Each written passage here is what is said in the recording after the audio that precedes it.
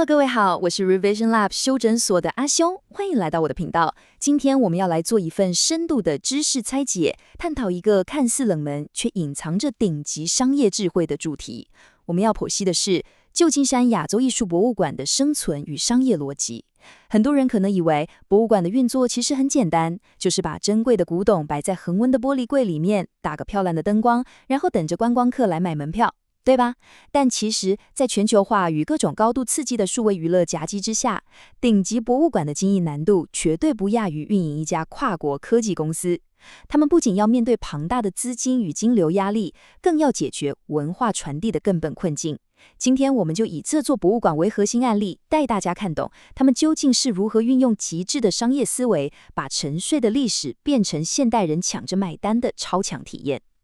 首先，让我们诚实面对一个非常现实的问题。在周末的下午，当一般人可以选择躺在舒服的沙发上看 Netflix 追剧，或者是戴上耳机沉浸在高品质的电玩游戏里的时候，为什么传统的实体博物馆越来越失去竞争力了？答案其实很简单，因为历史这两个字往往让人感到无聊与严重脱节。特别是当你在一个以西方文化为主导的主流社会中，试图去推广相对陌生的亚洲文化时，这个痛点会被无限放大。文化这个东西，如果不能与受众当下的生活场景产生共鸣，那它就只是一堆冰冷的数据与遥远的年份。传统博物馆面临的最大危机，从来就不是展品不够珍贵，而是他们依然在卖历史，却忘记了现代消费者真正想买的是体验。到底要如何在这场残酷的注意力争夺战中存活下来？这就是我们今天要为大家解开的谜题。为了把这套顶尖的商业逻辑拆解清楚，我们今天的分析会分为6个核心板块。第一，传统博物馆的深层挑战；第二，免费入馆的商业逻辑；第三，一切艺术皆是当代艺术；第四，贯通古今的体验设计；第五，创造与生活的共鸣；最后第六，重新定义你的受众。这个思考框架对于任何想做品牌转型或是内容创作的人来说，都有极高的实战价值。那我们就直接进入第一点。第一板块，我们来谈谈传统博物馆的生存挑战。了解一个机构，我们必须先看懂它的历史起源与背后的国际博弈。任何一个伟大机构的建立，背后必然有强大的动机与政治契机来推动。根据历史文献记载，整个故事的起点其实可以追溯到1935年的伦敦。当时中华民国政府做了一个极度大胆的决定，为了扭转国际上东亚病夫的负面形象，政府竟然透过英国皇家海军的重巡洋舰萨福克号，浩浩荡荡地运送了超过3000件顶级的故宫文物前往伦敦，举办了一场史无前例的中国艺术国际博览会。用军舰运艺术品，你可以想象这背后的决心有多大。这根本不只是一场展览，这其实是一场国家级的战略公关战。隔年，也就是1936年，后来成为国际奥委会主席的美国人布伦戴奇，在参加完冬季奥运后，碰巧在伦敦接触了这场展览。这场文化震撼让他彻底着迷，从此开启了他疯狂收藏亚洲艺术品的历程。到了1959年，他同意将毕生收藏捐赠出来，这才促成了1966年旧金山亚洲艺术博物馆的正式开馆。从这段历史你可以发现，这座博物馆的出发点从来就不只是为了保存古董，它一开始就带有强烈的文化输出与国家形象塑造的重大任务。接下来这一点超级重要，解决了历史背景的问题。当一个庞大的实体机构建立起来后，他们立刻会面临到最现实的生存问题，也就是商业模式与现金流的考验。我们直接进入第二板块，免费入馆的商业逻辑。非盈利机构的运营其实比盈利事业更需要精算心理学与财务模型。我们都知道，大多数的博物馆都会设定每个月的某一天为免费参观日，这是为了服务社会大众的公益性质。但有趣的事情来了，传统博物馆往往把免费日设在星期二或者是星期三。为什么？因为从机构本位的角度出发，平日的参观人数最少，这样设定可以最大程度地保护门票收入的预算，降低对财务的冲击。但这个逻辑有一个巨大的盲点，平日有时间能来接触馆藏的人，通常是本来就享有优惠的退休人士，或者是不用上班的特定群体，这根本是一种虚伪的文化平权。真正需要接触文化的核心中产阶级，那些带着小孩的双薪家庭，只有周末才有空。所以，亚洲艺术博物馆的馆长许杰做了一个极度用户导向的大胆决定，他坚持要把免费日改到星期天。但财务长当然会跳脚，因为这会造成博物馆巨大的资金缺口。这时候，许杰找上了美国主流中产阶级最爱逛的塔吉特百货。馆长对塔吉特的高层说：“你们的目标消费者正好就是我们星期天会涌入的这些核心家庭。赞助我们的星期天免费日，就等于把你们企业的行销资源与最精准的受众完美绑定。这不是单纯的慈善捐款，这是一笔精准的广告投资。”双方一拍即合，这就是顶级的商业思维，不用自己的钱，而是透过价值主张的精准对齐，找来企业买单，最终达成了博物馆流量转换、民众受惠与企业名声提升的三赢局面。来到第3板块，一切艺术皆是当代艺术，这是解决内容本质问题的核心哲学。解决了商业模式与金流基底之后，博物馆必须面对最难的一关，也就是内容转译的问题。馆长许杰提出了一个非常核心的运营心法，他称之为3个贯通。第一是贯通古今，第二是贯通全球，第三是贯通生活。他认为，博物馆的定位绝对不能只是高高在上的学术象牙塔，而是必须成为深奥学术与普罗大众之间的那个翻译界面。作为一个界面，你的任务不是把艰涩难懂的学术论文硬塞给观众，而是要把最优秀的学术成果转译成能够激发灵感、引发大众兴趣的收费产品。这3个贯通就是他们用来进行内容降维打击的底层逻辑框架。在这个思考框架下，许杰馆长曾经说过一句非常有权威感而且震撼人心的话。他说：“世界上没有古代艺术，只有当代艺术。”我们仔细去思考这句话，其实有着极度深邃的逻辑。在我们现今所接触到的那些所谓几千年前的古董，在它被创造出来的那个当下，绝对是当时最前卫、最破格，代表着最高权威与技术的最尖端产品。只要我们把视角切换回那个时代的语境，每一件看似陈旧的文物，其实都曾经是那个时代无可取代的当代艺术。为了证明这个概念的威力，我们来听一个具体的数字：3000。这个数字代表的是博物馆里一件名为小城于西君的青铜器文物，它距离现在已经有大约3000年的历史了。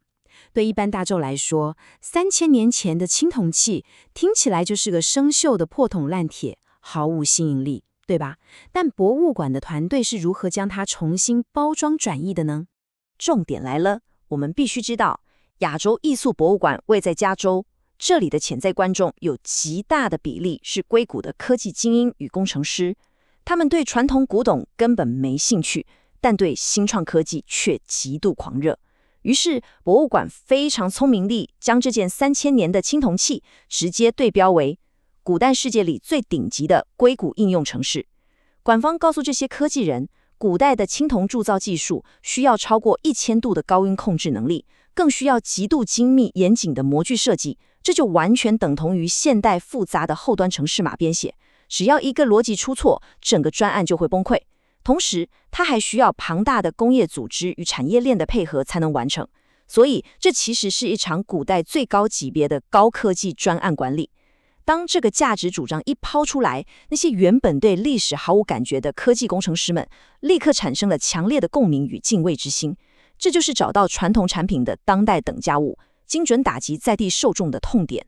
第4板块，贯通古今的体验设计，我们来看看这个转译哲学究竟是如何具体落实在实体空间里的。现代的体验设计绝对不能只是单向被动的接收。馆方采取的具体步骤是：第一，将传统的艺术元素作为核心基底；第二，全面导入现代的多感官科技，这包含了高解析度的互动投影、原创的听觉音乐，甚至调配出代表四季变化的嗅觉香气，以及可以触控的感测设备。第3步也是最关键的一步，他们将观众从被动的观察者直接转变为主动参与生态系的创造者。举例来说，他们引进了全球著名的数位艺术团队 teamLab 的展览。在这个展场里，观众的肢体动作与物理碰触会直接决定虚拟墙面上花朵的绽放，或是蝴蝶的诞生与死亡。这不仅仅是单纯的科技炫技，他们是用最现代的互动体验去传递古代亚洲艺术中对于生命循环以及尊重自然生态的传统哲学，这才是真正做到了贯通古今。在贯通全球这个层面上，他们也做了一个极度聪明且具备侵略性的策展。在西方世界，莫内的印象派画作绝对是流量密码与票房保证，大家都爱买单。但是亚洲艺术博物馆却刻意把欧洲的印象派作品与日本的浮世绘版画并列放在一起展出。他们透过这种跨文化的强烈策展对比，向观众证明了一件震撼的事实：如果没有接触到日本浮世绘那种破格的构图方式与色彩运用，欧洲的印象派根本就不会诞生。莫内本人甚至也说过，要评价他的作品，就必须拿日本的艺术大师来做对比。这种策展方式等于是强迫了西方主流观众去正视并深刻体会亚洲艺术对全球文明的深远影响，完美展现了全球文化的互联性。第5个板块，我们要谈的是如何创造与生活的共鸣，让静态的文物拥有动态的生命力。